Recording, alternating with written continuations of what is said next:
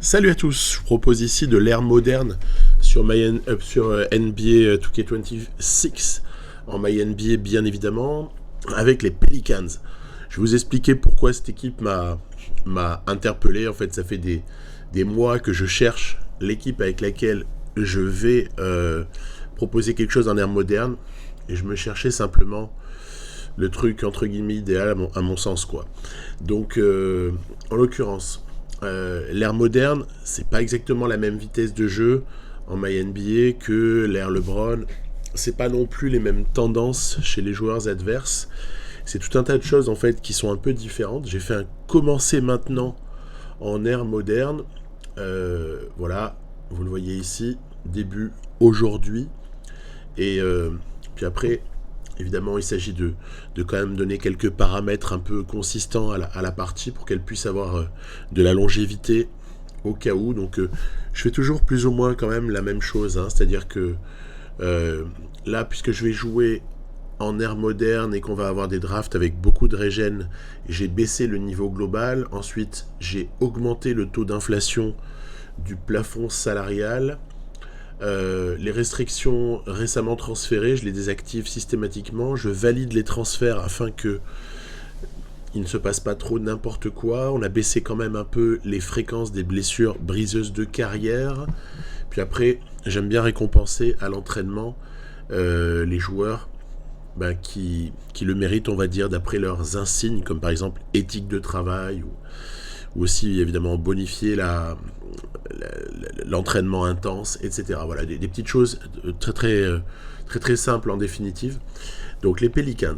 Après, ça ne veut pas dire que j'ai pas réfléchi à prendre d'autres équipes. Pour être franc, dans les mois qui ont précédé, j'ai joué avec un certain nombre d'équipes.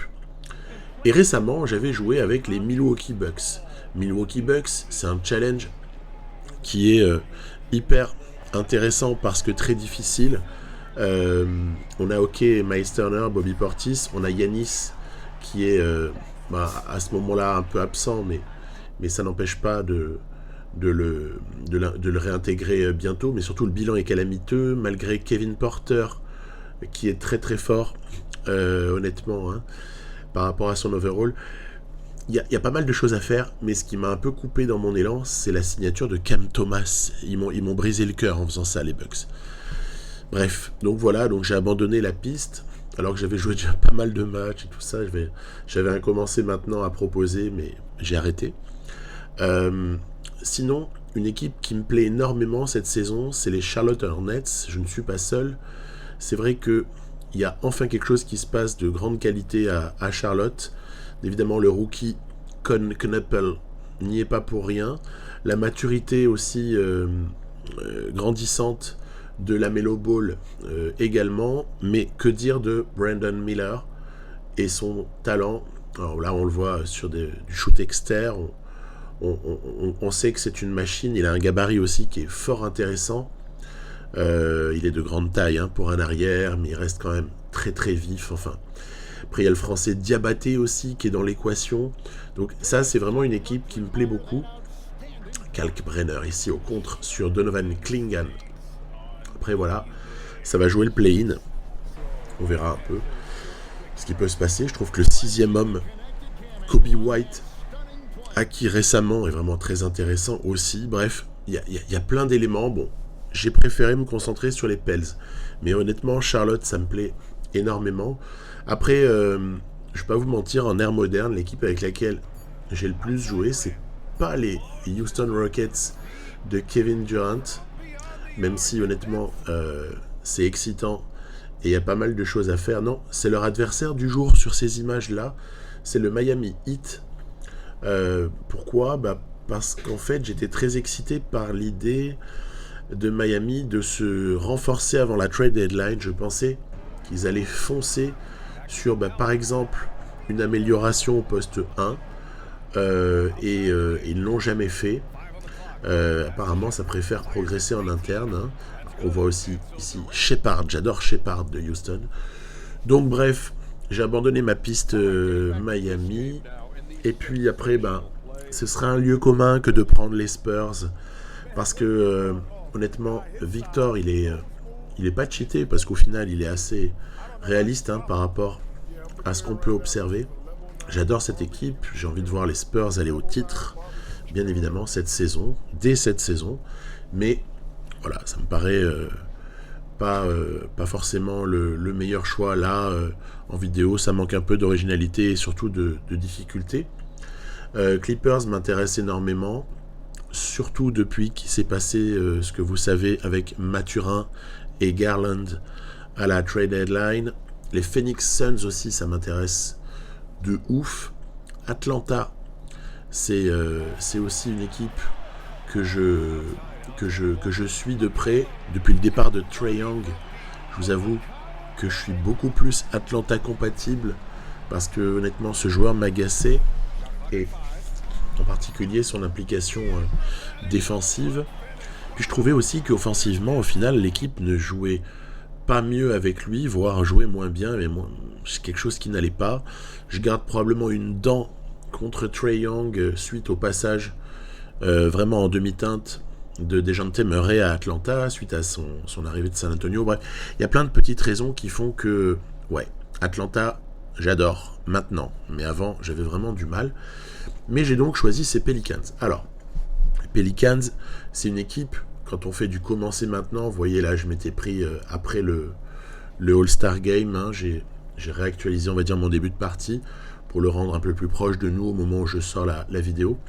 L'Ouest, on connaît, il y a une bataille à essentiellement 7 équipes, même si les Lakers, honnêtement, c'est pas terrible, mais bon, voilà. Il y a une bataille à 7 équipes, et puis derrière, il y a des équipes qui ont totalement terminé leur saison en termes d'objectifs, comme Kings, Pelicans, Jazz, Mavs. Voilà, on peut citer ceux-là principalement, mais Memphis n'en est pas loin non plus, en fait. Ce qui m'a beaucoup attiré, je dirais, c'est le retour de blessure de Dejounte Murray. Mais ça, c'est la cerise sur le gâteau, si vous voulez. Non, ce qui m'a beaucoup attiré, c'est surtout Jeremiah Fears, le rookie. Pour moi, Fears, c'est super excitant à voir jouer. J'adore Fears. Et puis, voilà, donc, on le voit sur quelques petites séquences. Donc, Jeremiah Fears, avec en plus Dejounte Murray derrière, c'est fabuleux. Surtout qu'il pourrait même arriver à cohabiter au cours de l'année qui suit sur pas mal de minutes. Après, Trey Murphy, qui a vraiment beaucoup progressé, il s'est affirmé en NBA cette année. Trey Murphy, c'est très intéressant comme joueur, et bon, voilà, je suis fan, on sera amené à le revoir en images, et j'espère le voir être décisif. Bon, Jordan Poole, c'est plus quelqu'un qui peut jouer un peu le feu follet par moment. McGowens et Hawkins, eh bien, on verra un peu leur évolution, mais a priori, c'est pas ça qui m'a décidé à les prendre. C'est comme PV. En revanche, il y a aussi un joueur qui fait probablement la meilleure saison de sa carrière, c'est Saddiq Bey, à tel point qu'il a booté Herb Jones hors du 5. Mais ces deux joueurs-là sont vraiment intéressants, avec un petit clin d'œil pour Herb Jones, qui est défenseur quasi élite, qui sait nous apporter pas mal de plaisir dans certaines séquences. On va le voir au cours des minutes qui vont suivre. Après, il y a toujours le cas Zion Williamson. Zion, c'est quelqu'un que des gens veulent voir trader. Moi, je vais me donner un peu de temps. On en reparlera plus loin. J'adore Carlo Matkovic. Je trouve qu'il est super sympa à jouer. Et en plus, je ne sais pas si vous regardez des matchs des Pelicans, moi j'en ai regardé pas mal, et je le trouve excitant au possible. Yves Missy, que dire ? Lui, je l'aimais déjà l'an dernier, donc forcément, la cote d'amour n'a fait que grandir. Et le deuxième rookie, évidemment, celui pour lequel les Pelicans ont sacrifié un peu cher en termes de swap de tour de draft, on le sait, à la draft dernière, c'est Derrick Queen. Donc là aussi, Derrick Queen, waouh, c'est extraordinaire à voir. Deuxième partie de saison est un peu en demi-teinte, IRL, mais pour autant, je suis certain que Derrick Queen peut atteindre des sommets. Il peut y avoir ici une belle équipe. Il y a deux vétérans qui sont fort sympathiques et déjà bien connus des fans, Kevin Looney et Dédé Jordan, bien sûr. Donc en plus, voilà, ces petits clins d'œil vers les Les mecs qui ont quand même marqué la ligue au cours des 10, voire plus, 15 dernières années pour D.D. Jordan. Contractuellement, c'est pas scandaleux. On est sous le premier apron, donc à partir de là, tout satisfaisant. L'année suivante, il y a moyen de contrôler un peu la masse salariale. Bon, c'est surtout en 27-28 que ce sera intéressant, parce qu'à ce moment-là, enfin, il y aura un peu de flexibilité, avec notamment la fin de contrat de Jordan Poole. Voilà, donc il y a vraiment plein de raisons qui m'ont poussé à prendre ces Pelicans. J'ai hésité avec les équipes que je vous ai citées en introduction, comme Atlanta, comme Charlotte. Mais même Phoenix m'intéresse énormément, parce que voir ce qui s'y passe cette année, alors que Booker a des blessures, que bon là, Brooks est un peu blessé, mais surtout, ben voilà, il y a eu ce trade où Kevin Durant est parti, donc on pouvait se poser pas mal de questions, mais Phoenix, c'est génial à voir aussi. Ils se battent. Mark Williams, c'est génial. Donc bon, voilà, moi vous avez compris. Ayant beaucoup regardé de matchs et continuant à le faire, je suis excité par pas mal de joueurs et pas mal d'équipes au final. Et c'était très difficile de faire un choix. Donc ça se fait un peu à l'affect au final, ce qui est un peu légitime. J'ai donc monté une rotation avec tout ce petit monde-là, en essayant de protéger Derrick Queen et Jeremiah Fears pour cette fin de saison. Les protéger en faisant jouer 21-24 minutes, ok. Et puis ne pas non plus trop abreuver en minutes quelqu'un comme Zion, pour peut-être moins de prendre de risques en termes de blessures, parce que j'ai pas fait une croix sur lui. Moi je suis pas totalement convaincu qu'il puisse pas faire partie du projet. En tout cas, le petit Matkovic, ça pousse derrière. Et au pire, on pourrait faire jouer Saddiq Bey en poste 4. Il y aurait pas mal d'options positives grâce à ça. Donc, on est même prêt à faire face à des blessures. Il n'y a pas d'objectif, évidemment, sur cette fin de saison, autre que se faire plaisir, apprendre à défendre et commencer à apprendre aussi les systèmes. Voilà, ainsi que, voilà, après, pour la petite déco, on va dire que j'ai mis un peu de mentorat, mais ça ne portera pas ses fruits sur les quelques mois qui restent pour la saison régulière. Ce qui portera ses fruits, c'est surtout l'année suivante, dès que Dejounte Murray aura 30 ans. Parce qu'on mentore mieux à partir de 30 ans qu'à 29 ans. Voilà, c'est comme ça, le jeu est codé de cette façon-là. Voilà, on a nos mentors naturels, D.D. Jordan pour Derrick Queen, même s'il lui reste plus beaucoup d'insignes à transmettre. Et également, on va le voir, Kevin Looney, qui peut apporter des choses positives à l'ami Yves Missy. Je trouve que Yves Missy en rim runner, c'est fabuleux. Ça peut réellement être une arme essentielle pour cette équipe au cours des années à venir. Et puisque je fais preuve d'optimisme, tant pis, je me lâche. Je vous dis ce que je pense vraiment. Pour moi, les Pels en 2026-2027, ça se mêle à la course. Au minimum au play-in. Voilà. Si ils sont pas, encore une fois, trop maudits par les blessures, ça va en play-in.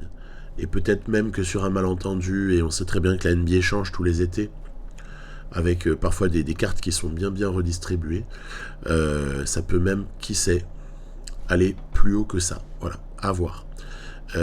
Pour ce qui est de la draft 2026, on va pas avoir notre choix. C'est Atlanta qui aura a priori notre choix.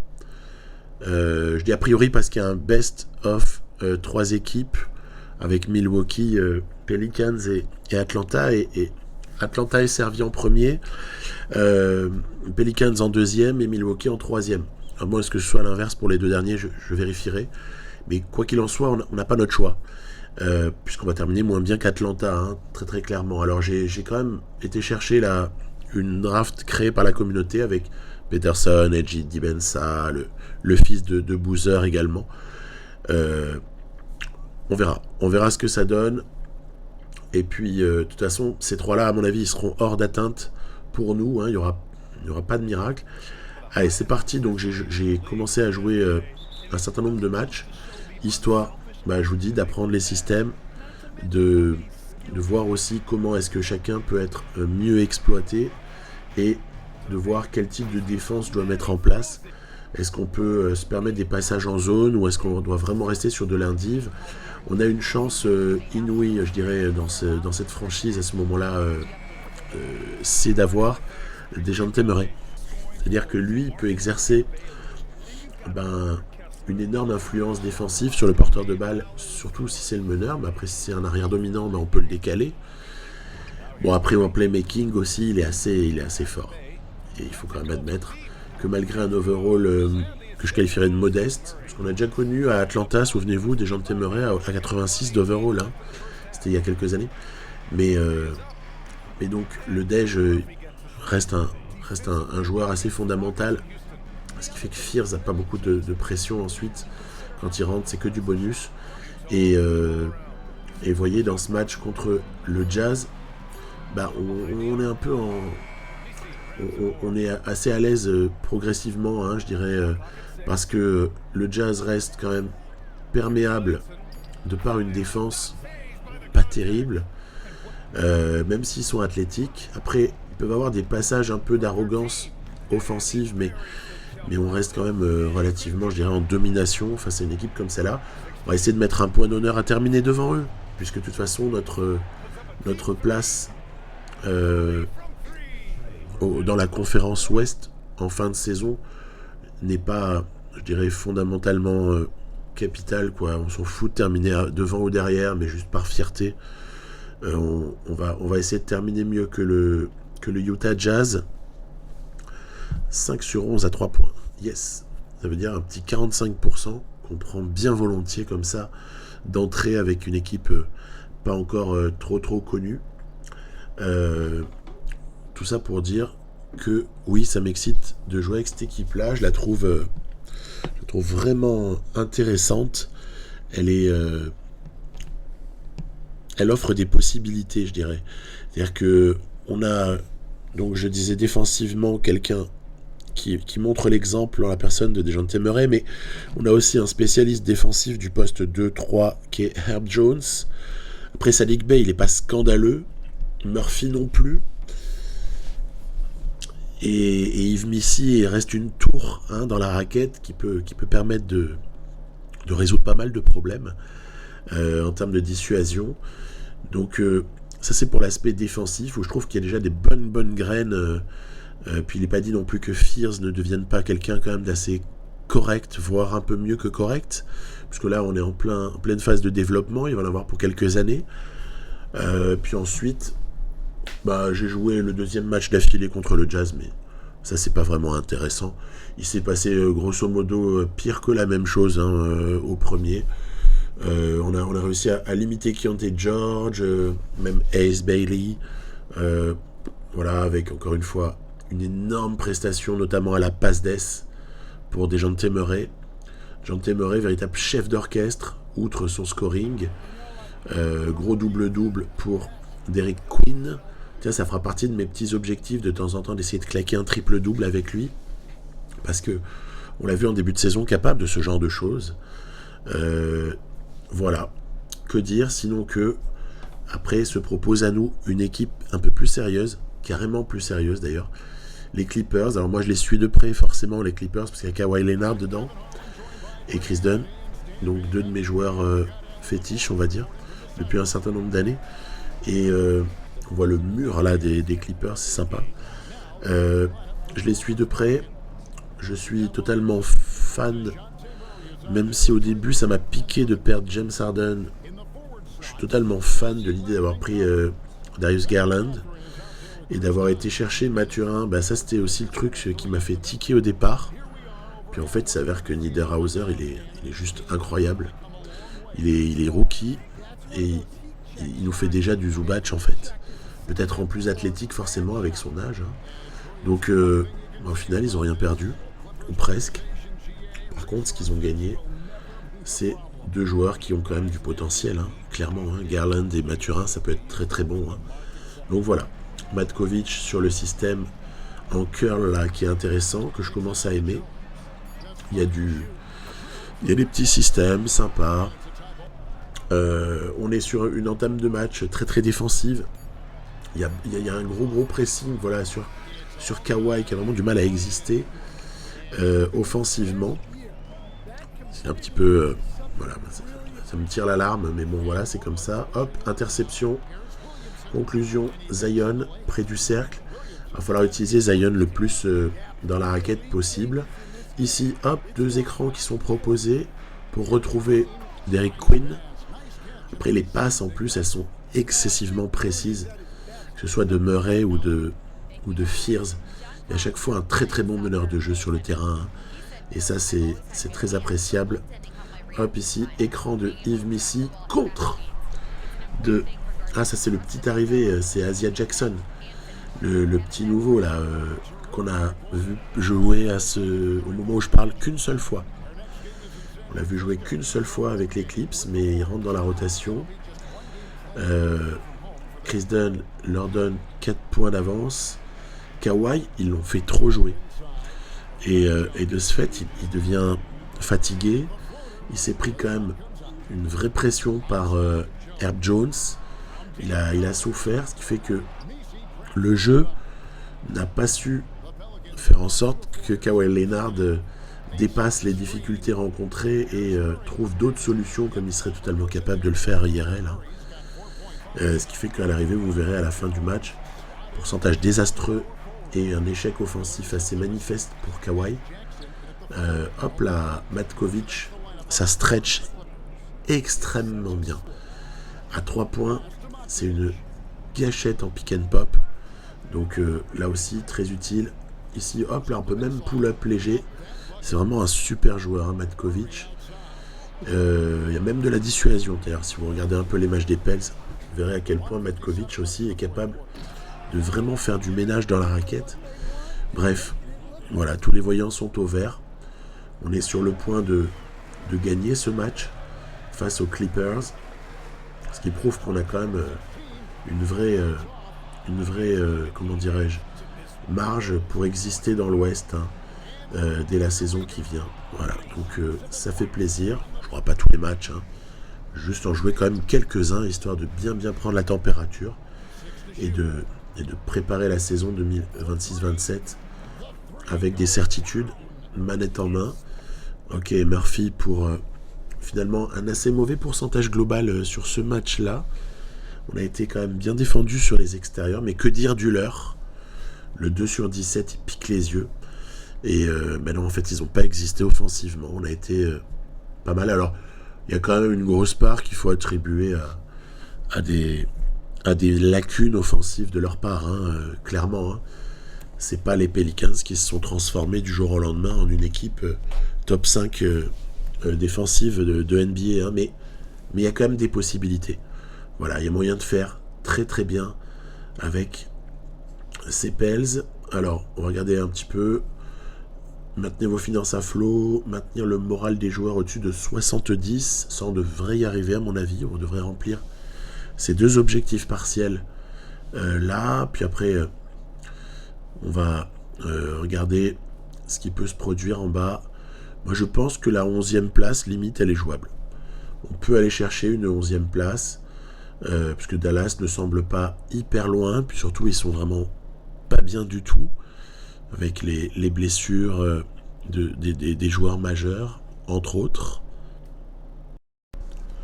Et on enchaîne ici avec les Lakers qui se proposent à nous. Alors, pourquoi est-ce que je continue à jouer des matchs et à essayer de les gagner alors qu'il n'y a aucun espoir? Tout bêtement... parce que c'est plutôt sympa de voir aussi des joueurs adverses, des équipes. Ça donne l'occasion un petit peu de dire 3 mots dessus.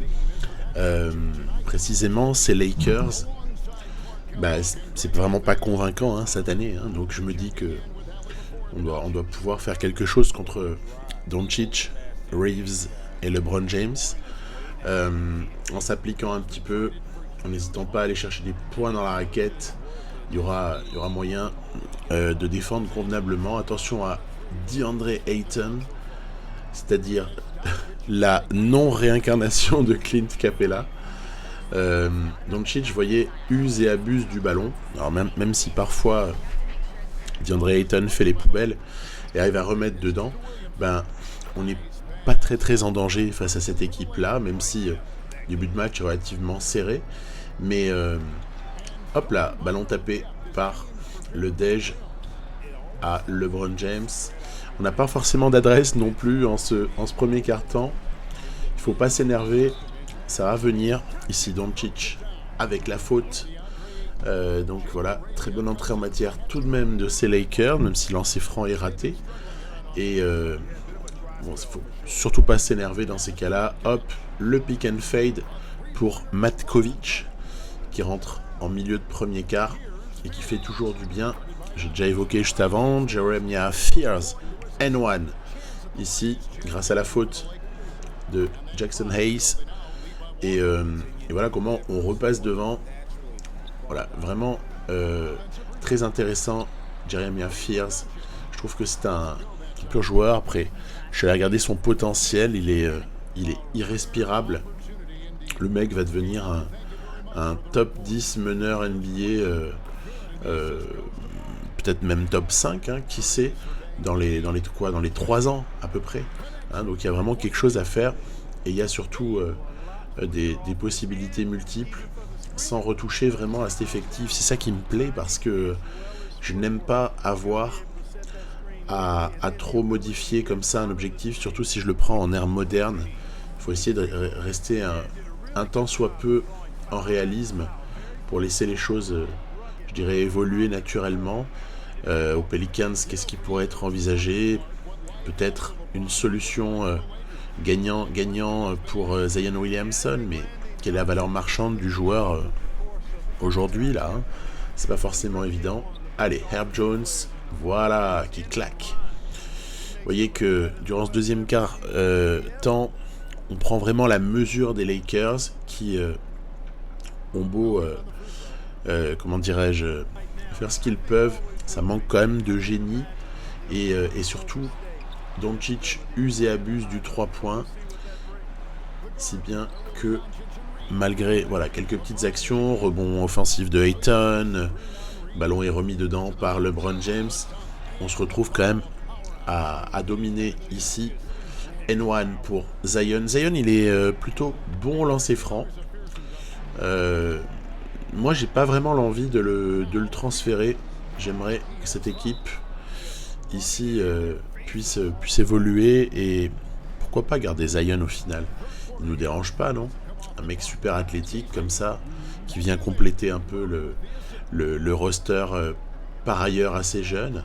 Donc ouais, pourquoi pas, moi je trouve que c'est sympa. Allez, Matkovic, ici, qui va travailler Luka. Regardez le petit fade away qui va suivre. C'est somptueux. C'est du Matkovic dans le texte.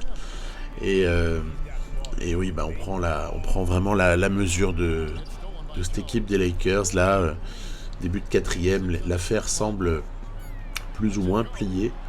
Et il n'y aura pas de miracle pour les Purple and Gold. Ce que je tiens à dire en tout cas, c'est que je tenterai une reconstruction intelligente, en tout cas j'essaierai, des Lakers à l'été qui suivra. Et pour moi, une reconstruction des Lakers, ça passe par quelque chose d'assez violent.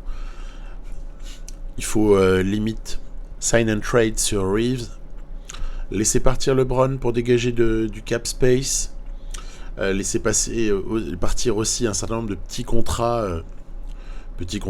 hein, je m'entends, mais voilà, vraiment dégager de la masse salariale, et ensuite tout miser sur un environnement propice, je dirais, à l'épanouissement et au rendement maximal de Luka Doncic. Voilà, hein, pas comme ici par exemple, hein, que le mec se retrouve à prendre X 3 points et avec à l'arrivée un pourcentage totalement désastreux, y compris global. Reeves n'a jamais eu la balle, pour ainsi dire. En tout cas, il a très très peu tenté.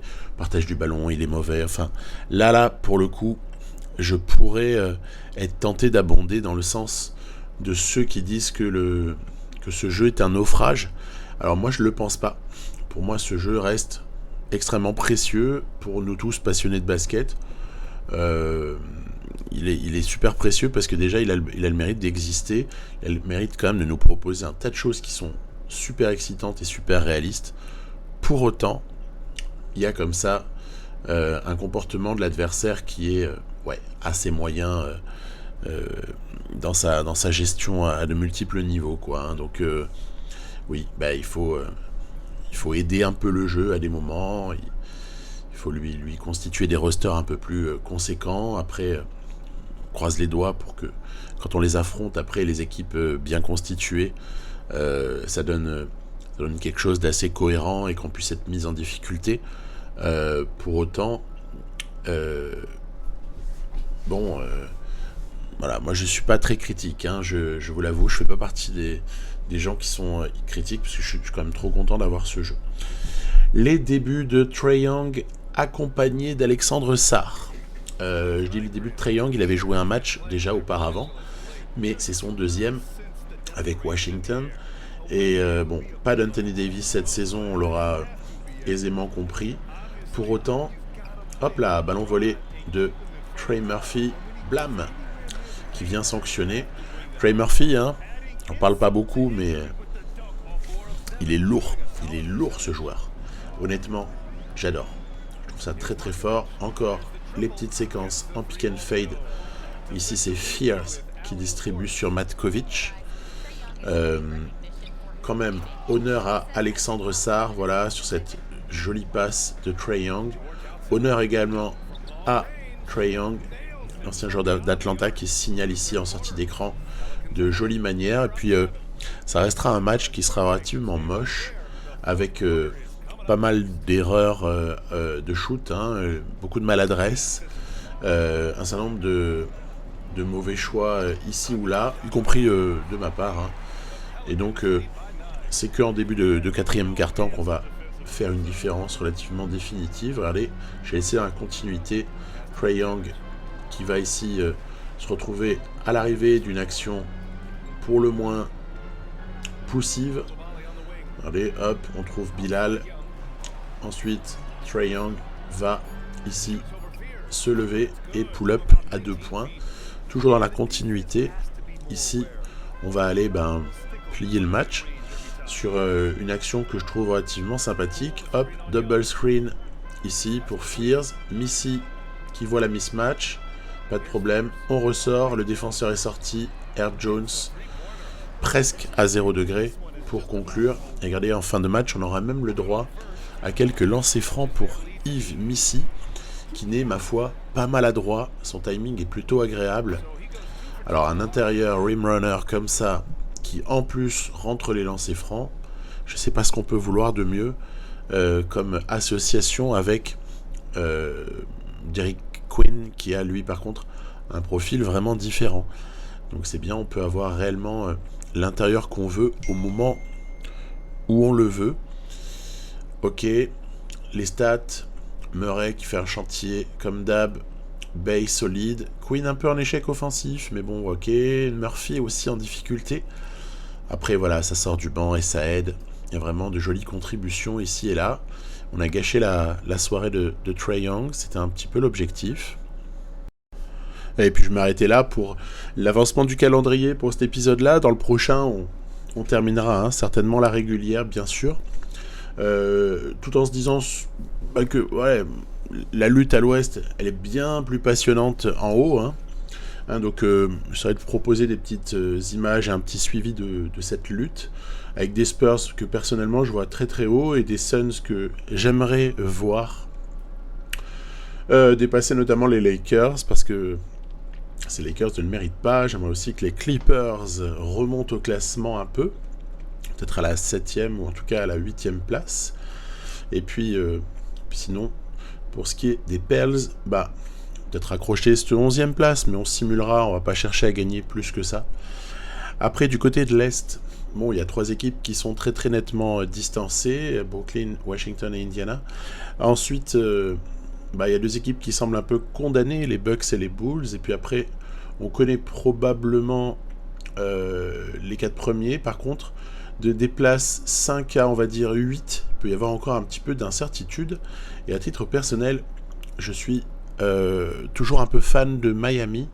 Et je les vois bien encore remonter un petit peu, surtout que Philadelphie a du mal. Honnêtement, cette équipe de Miami, elle est super intéressante à voir jouer. Moi, je sais pas si vous êtes comme moi, mais Mais je trouve que Spoelstra fait quand même relativement des merveilles avec un groupe qui est somme toute relativement limité. Et donc voilà, regardez ça avec intérêt et puis continuer à faire avancer ce MyNBA. Et je pense voilà que avec le retour de Jason Tatum, les Celtics doivent pouvoir emporter la mise à l'Est, a priori en tout cas. Voilà, je vous dis à plus pour de nouvelles aventures et bonne NBA à tous, bye bye.